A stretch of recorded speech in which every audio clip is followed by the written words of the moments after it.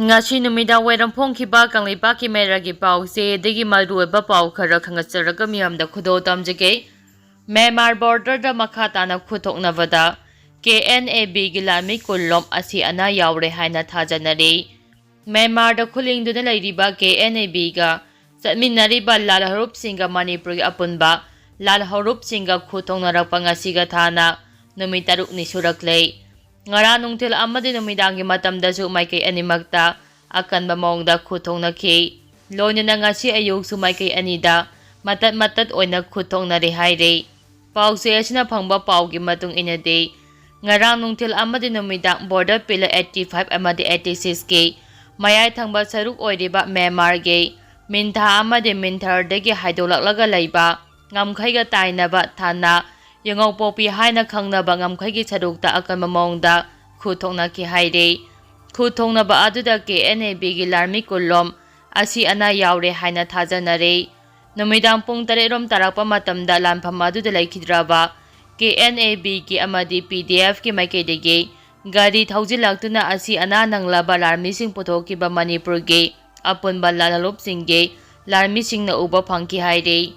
khutongnaba aduda Manipur gi apunba lalalop singge maikaidege asi ana yaukhiba laiti haire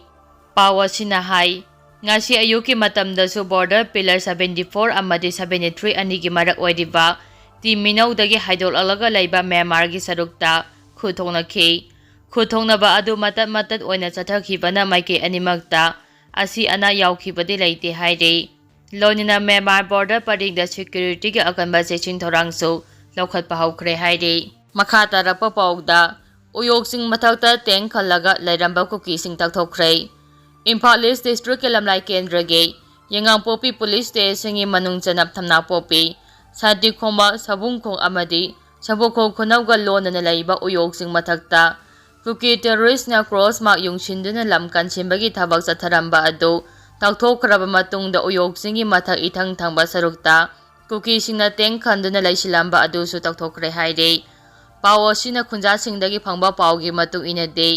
Uyok Central Security Forcing BSF amadi CRPF lainaba camp sapam phawba lambi sembagi thabak loiduna housing security sing laiduna ngak sembagi thabak mapum phana chathare adubu uyok singi matha ithang thangba sarukta kuki singna teng khanjinduna lairamba mafam adu phawbodi lambi sembagi thabak housing paikhatana laidi haide pawasina hai kuki singna teng khanduna laisilamba adu lamnai kendragi MLA Ebomjana Azawbo thaudang lauduna Chief Minister amade Governor na singbada pau piraba matungda security ki kanguna kuki singna teng khanjinduna ahing yadektuna lairamba adu laktho halaga mafam adudagi kuki sing tanthokibane hauzik mafam aduda BSF ki kangu laiduna ngak sembagi thabak chathari haide makha tarapa pauda mal pusilapa truck ani accident thokre security force na ngak senduna National Highway Number 2 Imphal Dimapur lambi paringda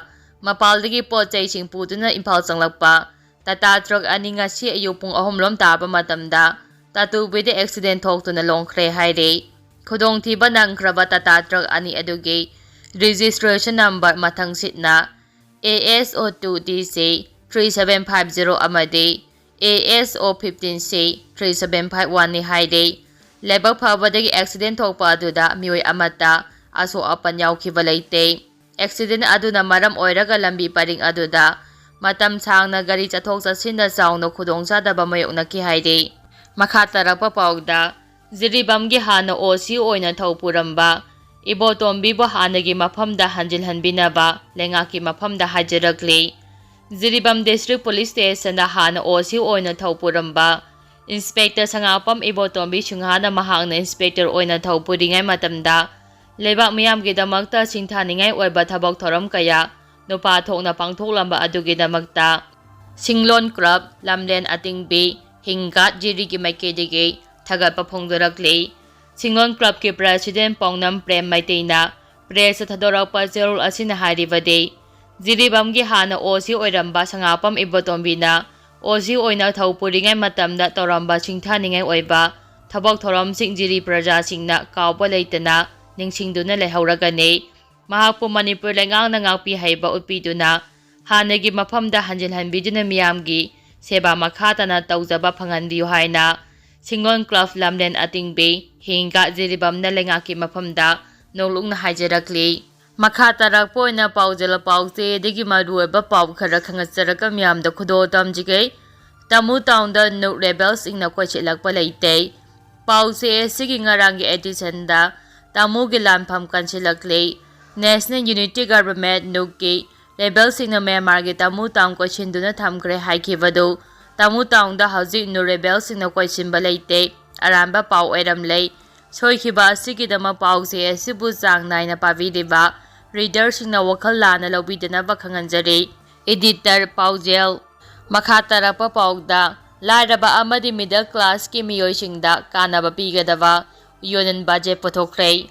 thangna nipalak suba oina yonen finance minister Nilamla Sitaramna yonen budget parliament ngasi pothokre parliament ki chathariba mifamda ngasi yonen finance minister Sitaramna Lok Sabha da yonen budget adu pothokki ngasi pothokliba budget asigi matangda Minister Sitaramna thamkiba mahaki warolda sahi amada lupa lakh 12 phawbugi income lakpa miyoi sing income tax thibadagi koklagani Pradhan Mantri Dandanya Krishi Yojana hodokna basu laukthokki scheme asigi matung ina agriculture gi pothok hengkathanba crop diversification amasung sustainable agriculture practice sing hengkatnaba pandam thamli masigi mathakda panchai amasung Broke level da post harvest storage hengkathanba irrigation facility phagathanba amasung long and short term credit sing marang kani laumi singda phanganba yauri scheme masin leba asigi laumi crore ama hembada kanaba piba ngamlagani pau amagi matung inna income jali singani subna kunga mathoi ge February amada finance minister Nilamla Sitaramna ahanba oina paperless budget pothoki amasung matam adudagi hauraga hauji phawada digital oina pothoktuna lakle ngasi Lok Sabha da pothoktringa mamangda ngarang sangsangki sabha animakta finance minister na incoming survey pothokki amaramda sangkam angawadi amasung posan 2.0 scheme ge sempham hengganabagi matangda su minister na phongdokki scheme asigi makhada